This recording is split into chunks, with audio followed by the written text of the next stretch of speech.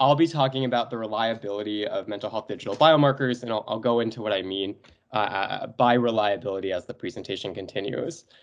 Just before we get started, I wanted to introduce myself. My name is Dan Adler. I'm a PhD candidate at Cornell Tech in New York City. And the research I conduct revolves around the central question of, what actually might occur when we begin to use digital mental health measures in the real world. And I think about who these novel measures will be accurate for, which is a big focus of this talk, and also how these novel measures change and affect clinical and societal norms. Which is some of the qualitative work that I do that I won't be presenting today, but I'm happy to talk about during the Q&A or the discussion. And I'm advised by Tanzim Chowdhury, and I also received supervisory support from Deborah Estrin, who's a professor at Cornell Tech, and Fei Wang, who's a professor of computer science and population health at Cornell Tech and Weill Cornell Medicine. And I just want to acknowledge some funding and disclose that I conducted this work when I was co-employed at Optum Labs, but the work I was doing at Optum was separate from the work I'll be presenting today. So this talk is going to be in 5 parts. I first just want to provide a common grounding around how we typically identify mental health digital biomarkers and some of the conversation that researchers are having as we begin to think about moving from feasibility to clinical use of some of these novel measures and data types. And this is going to bring us towards the idea of reliability and, of course, how we measure if mental health digital biomarkers are indeed reliable. And I'm going to present a few areas in which myself and some collaborators are thinking about reliability, which come from a recent perspective we wrote and published in BJ Psych Open. I then wanted to present high-level results from just a first analysis to understand if mental health digital biomarkers are reliable, and I'll wrap up with some learnings and future work. So let's just start by defining what I mean when I talk about mental health digital biomarkers and provide a framework for how we typically identify mental health digital biomarkers. So when I refer to a digital biomarker of mental health, I'm typically referring to a patient-generated digital data type, typically collected outside of the clinic, that has been validated for measuring mental health symptoms. And you might ask what validation means in this aspect, and that's a lot about what I'll be talking about in the following slides about how do we actually validate these different novel measures. And we often claim that these biomarkers are useful because they may provide some remote, passive, near continuous measurement of one or more symptoms of mental illness. And I'm showing one example framework on the screen for developing digital biomarkers of depression and anxiety using data collected from sensors embedded in a smartphone, but the general ideas of this framework can be extended to other data types and other conditions. And I just kind of want to step through one process for how we might identify or develop these digital biomarkers. So looking at the bottom row, we can see that there's a wide variety of data types that can be collected from smartphone sensors. And these data types are often converted, usually directly calculated, into some low-level features potentially handpicked by researchers based upon clinical expertise and research surrounding the clinical states they wish to measure. But as we just talked about, mainly in the previous talk, these low-level behavioral features might be quite different from some of the more subjective concepts that we typically think about when we think about measuring mental health. So what we might do is measure some higher-level behavioral markers that are usually more subjective using statistical models or some machine learning model. For example, we could create a model that measures the relationship between different behaviors, such as location, activity, movement, intensity, and a more subjective concept such as fatigue. Now, of course, if our goal is to leverage digital biomarkers to manage disease progression, we ultimately may want to measure the relationship between all of these different data types, the raw sensor data, the low-level data, and the higher-level data, and some clinical state of interest to track symptom progression or potentially diagnostic status. Thus, we can process these sensor data types and features all together to measure these clinical states of interest using potentially another machine learning model. So there's been a ton of research over the past 10 years conducting feasibility studies in potentially some relatively small populations to understand just if we can find some sort of signal in the various digital data types that exist in the wild that are relevant to measuring mental health. But I think we know by now that some sort of signal likely exists in these different data types. That type of signal might be different. And the question is, what research is needed to start to feel fairly confident about using these digital biomarkers in clinical practice? And there was a fairly recent feature article in IEEE Pervasive Computing, which quoted many key researchers in both computing and psychology, saying how it's time to maybe start thinking about creating more rigorous metrics to assess the reliability and reproducibility of some of these machine learning model identified or developed digital biomarkers. So if we talk about reliability, what does reliability mean? Where does that term come from? And what's the relevance to mental health digital biomarkers? So just to first provide a definition, reliability measures the consistency of measure under the variety of different circumstances which may affect that measure. And I'm using the term reliability somewhat intentionally because of its historical founding in the field of psychometrics, which is the field traditionally dedicated to measuring psychological concepts. But because some of this audience might be a data science or a machine learning audience, I wanted to also compare this term reliability with the term generalizability, a term you may be more familiar with if you're ingrained in the data science or machine learning literature. Now, generalizability typically refers to how a machine learning model performs in some new setting. For example, an out-of-sample dataset or applied to some similar but new task as the original prediction task. And the reason I'm using the term reliability instead of generalizability is that I believe what defines a new setting is somewhat unclear, in particular for longitudinal data analysis and measuring mental health symptoms. For example, is data collected from the same patients but at different time periods a new prediction problem? Is that a new setting? Or how about a new sample with similar demographics as the original sample? We often see in a lot of machine learning literature around fairness that we look at sort of different subpopulations and demographic groups to see if a machine learning model accurately is predicting some prediction outcome within each of those demographic groups. But we know, for example, in mental health that every individual has a unique relationship with their mental health. So I think there's an interesting discussion to be held about what is the definition of an out-of-sample data set. But for the rest of this talk, I'm going to bypass this and simply rely, somewhat pun intended, on the psychometric notion of reliability, which is less dependent upon definitions of out-of-sample data and more dependent upon the variety of circumstances which may impact the accuracy of a digital biomarker in the real world. So the question is, what are these different circumstances that might impact digital biomarker accuracy? And how do we measure if a digital biomarker is reliable? And in a recent perspective paper, my collaborators and I surveyed literature to provide a first take on how we should think about mental health digital biomarker reliability. And we also wrote in this perspective about how open data may allow researchers to better understand the reliability of mental health digital biomarkers. And I'll come back to some of those points on open data in the learnings and future work sections of this talk. So I just want to briefly highlight each reliability area that we identified with some example literature that we surveyed to show why each area is important. So first, we'll start just by talking about reliability across individuals.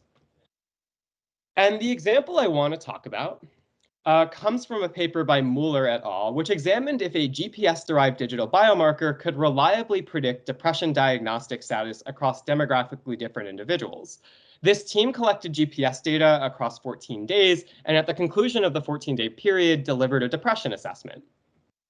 Now, I'm showing the results, and I'll point out some specific high-level takeaways of these results, stratified by different demographic groups, where the y-axis of this chart shows the model prediction accuracy. This AUROC is the area under the receiver operating a curve, and as it reaches 1, we get a better model. And the x-axis shows the sample size of these demographically distinct subgroups, and each point represents some demographically distinct subgroups. So first, the largest subgroups, which are on the right-hand side of the x-axis, where we can actually get a picture of model reliability, are all white and non-Hispanic individuals. And given the low sample size from all the other demographic subgroups, which leads to this large increased variance in accuracy on the left-hand side of this x-axis, it's quite difficult to assess and assume anything about the reliability of the model in these other subpopulations. Now, I just want to say, as I mentioned earlier, I don't know if we should assume that digital biomarkers of mental health are even reliable within a somewhat homogeneous demographic group, but I don't think it distorts from these results of this paper, showing that it's difficult to assume that models are reliable across individuals in a large population. So it's important to not assume reliability across different individuals. And now I want to talk about a second form of reliability, which is reliability over time. Now, I'm going to talk about an example from my work for this. And specifically in this work, we wanted to uncover wearable sensor digital biomarkers that were associated with depression symptom development during what's called a medical internship. And I know we have a crowd that's somewhat outside of the United States. So if you do not know, in the US, an internship is the first year of postgraduate education for doctors who recently graduated from medical school. And it's known to be quite a grueling experience where these young physicians are working upwards at about 80 hours per week in emotionally demanding environments. In this study, we used a linear model to identify wearable features associated with symptom development during two different periods, a baseline period before individuals start the internship, a period during the internship, and then we also looked at features whose change between the baseline of the internship, for example, a decrease in sleep, were significantly associated with symptom development during the internship itself. So the table shows all significant features we found and what period or periods they are relevant to. And I've highlighted a set of features, specifically sleep features, significantly associated with depression during the internship that did not have a significant relationship with depression before the internship. You can see, for example, in these features, there's no corresponding hourly feature and metric on this table with a period identified as baseline, meaning the relationship with this feature was not significant to symptom development during the baseline period. And thus the relationship between the digital data and mental health changed over time. And for many of us, we might say, no, duh, this is individuals beginning a stressful experience. But the issue is if we assume a model and the biomarkers don't change over time for specific individuals, or we don't identify robust biomarkers that are independent of time period and life circumstances, we might be missing on key signal that is relevant for an individual's mental health. So I want to talk about one more area of reliability, and this is reliability across devices and data types. In the perspective paper, we surveyed multiple studies to understand if evidence supports that models are adaptable to diverse data types collected across the different devices that are used throughout a population. And what we found is that many studies only focus or prioritize certain devices or operating systems. And there's no evidence often to support that these digital biomarkers retain significance across more heterogeneous devices. Now, there's reasons for this. If anyone has collected, for example, smartphone sensor data in this field, you might know that Android operating systems and the devices they're installed on allow us to collect often a more variety of sensor types, and particularly for potentially privacy restrictions. But that being said, if we aren't looking at how these different digital biomarkers can adapt to other devices with certain restrictions, we might be missing on using these digital biomarkers for larger subpopulations throughout the world. For example, in the US, more than 50% of individuals use an Apple iOS device. And this becomes a little bit of an equity issue where we're prioritizing individuals who can own or choose to own certain technologies. So to wrap up, I just want to summarize that these three non-exhaustive areas are just starting points to think about mental health digital biomarker reliability. And there's other areas that I've been more recently thinking about that I'm happy to discuss during the Q&A, and I'm sure there are other areas that you are likely thinking about as well that we can discuss too. But given these areas, we just recently conducted a simple first analysis to understand if mental health digital biomarkers are reliable within one of these areas of reliability. And we recently published this analysis. Now, I just want to point out in the title of this paper, I'm using the term generalization because in the paper, you'll see what we did was we looked at the reliability across individuals in an out of sample, somewhat different clinical population, which is sort of more in line with our typical notion of out of sample in terms of generalizability. But I just want to say that also studying reliability across time and devices was not completely absent from this analysis, as I'm about to show. So this study explored if a set of smartphone sensing digital biomarkers could reliably predict mental health across two very different populations, a clinical population of individuals living with schizophrenia and a non-clinical study of university students. Now, these studies did take place 2 years apart, and they used different mobile applications and smartphone generations to collect data. Hence, we're somewhat looking at reliability over time in devices, though, as you might say, if we really wanted to lean into analyzing reliability over time, we would have to analyze this at an individual level as the study continues and look at model accuracy as we collect more data from an individual. And the data collection apps we used in each study were created by similar research collaborations, and they were all installed on Android devices. So we weren't looking at how more heterogeneous study applications or more heterogeneous devices as we could. So sort of open there. Now, I just want to say these are extremely different populations, but there were some similar mental health symptoms analyzed within the two studies collecting this data around sleep quality and stress. Now, I'm happy to discuss this in the Q&A about how universal we think digital biomarkers should be, and I know there was some discussion on this after the previous talk. I think there's a lot of recent literature questioning the strive for universal digital mental health measures versus more population-specific contextualized measures. Now, these data sets weren't super large, so we used really simple classical machine learning models for symptom prediction. And this required us to exactly align features and outcomes, which had some kinks when we were looking to align data collected from two different studies. We also explored a couple of sub-analyses. In particular, we looked at oversampling less represented severe symptoms. As many people might know, if you look at self-reported mental health data, we typically have a minority of individuals who self-report severe symptoms, and this can lead to a lot of problems in modeling, as we may, for example, not predict the most severe symptoms for these individuals and missing out on key individuals who would be in need of mental health support. So we looked into an analysis about what happens if we try to oversample individuals with severe symptoms. I'm not going to present those results in this main talk. I have some extra slides in the Q&A that I'm happy to share if we have time. And lastly, we also looked at personalizing models using a nearest neighbor matching procedure from literature. For that analysis, you can look in the paper if you want more details. I'm not going to present that during this main talk.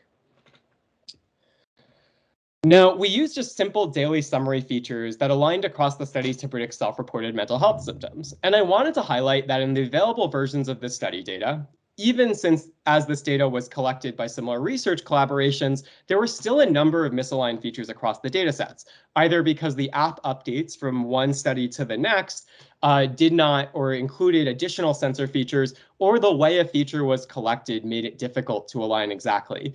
And thus, given our classical machine learning model approach, there were a lot of misaligned features that we essentially had to throw out and not use, which brings interesting data standardization question. Obviously, if we have more data, there's more complex ways to handle this, but simply we did not in this study try to align the features that did not exist from one data set to the other. Now, only 2 self-reported symptoms had similar question-answer structure across the studies, and we used these outcome variables, in particular sleep quality and stress, to explore this cross-dataset prediction. We used a sensitivity analysis to see if across many models, using combined versus single study data led to an expected improvement in model results. Thus, we were looking at more general trends just to see, instead of saying on the most optimal model, because different researchers might use different sets of machine learning models, we looked at more, is there an expected improvement overall across different types of parameter settings?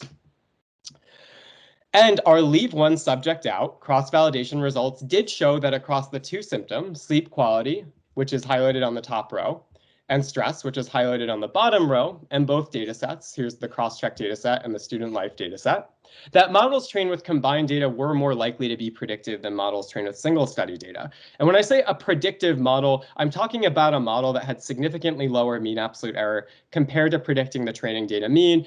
And we looked at this with and without a statistical correction for saying a model is significant, and that turns out to be a false positive conclusion. That being said, the lowest mean absolute error achieved using single study data versus combined data was quite comparable and not significantly different, which means that, maybe these models are reliable, but there's no improvement for having more data. Again, these are very, very heterogeneous populations. So what we're looking at on this slide is we're looking at line charts that are sorted by the mean absolute error, improvement, that's this thick green line, from using combined versus single study data. And the orange and blue lines on each of these charts, which is for a specific population and specific symptom, if you look at the lowest point on the orange and blue lines, which show the optimal mean absolute error for each symptom and data set, you can see it's quite comparable, meaning that the combined versus single study data reached a lowest mean absolute error and not that much of a different mean absolute error. So we have somewhat comparable performance.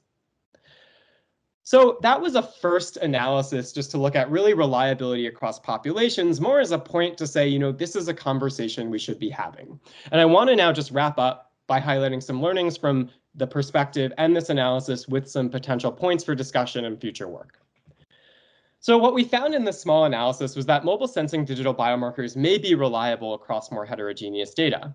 But as you saw, there's a lot of work on data alignment and standardization we really need to be able to assess this question, given there's so many different digital biomarkers and data types that are being examined by different research groups and in the literature. On that note, if you know anything about data collection in this field, you know it's difficult to collect lots of data, which often takes, for an individual, completing a lot of self-reports over time so that we can train models to predict these self-reports. And that difficulty leads to some of the troubles of assessing reliability. So what we've been thinking in this field, and this comes from the perspective title, as you might have seen on open data, is should open data be enabled in this field? I know that was a question in the last paper and of the last talk, and it sort of comes with a privacy risk because we're collecting a lot of very personal data types for individuals. I think there's an interesting discussion to be had about the trade-offs between privacy risk versus being able to sort of assess models on larger and more diverse data sets. And we talk about this in the perspective paper. And just to end, I hope you come out of this talk thinking about the importance of demonstrating reliability. There's a ton of great work that's happened on feasibility over the past decade that's led to the promise about some of these digital biomarkers being applied for clinical use. But there needs to be some convergence in the field and demonstration of reliability in some of these digital biomarkers in more diverse populations over longer time periods, if we're going to be able to confidently use these for clinical use on different types of people. So with that, I just want to thank my collaborators for this work that are listed on the bottom. My advisor, Tanzim, my committee members, Deborah and Faye, and David Moore and Cecilia Livesey, who is a psychologist and psychiatrist. I put my contact information on the slide if you want to reach out and talk about any of these things. And I've also placed 2 QR codes to the 2 papers I've spoken about in this talk as well. So thank you, and I'm happy to take any questions.